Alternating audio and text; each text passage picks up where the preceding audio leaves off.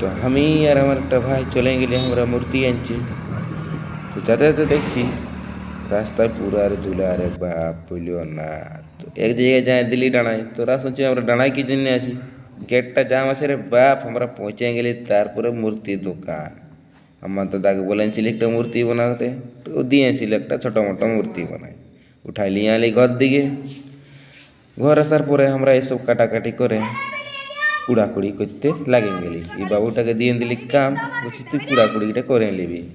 বাবুটা লাগে গেল একদম ভাত টাত খাইয়ে আসেন সেরকম একদম কুড়াকুড়ি করতে। এই বাবুরা বসে আছে, এদের কোনো কাম দাম নেই। গাড়িতে তেলটা ঢুকাই, আমরা চলে গেলি বাজার দিকে। বাজারে সব সামান আনে সাজাসাজির কামগুলা করতে লাগে গেলি। সাজাসাজি কামগুলা আমাদের ঘরে কমপ্লিট করার পরে চলে গেলি স্কুল ঘরে। স্কুল ঘরে আমরা ডেট ছিলি রাত 11:30টার দিকে। কাম টাম কমপ্লিট করবো যত জলদি অত জলদি ঘুমাবো। তো ঠিক আছে, কাল মিলবো।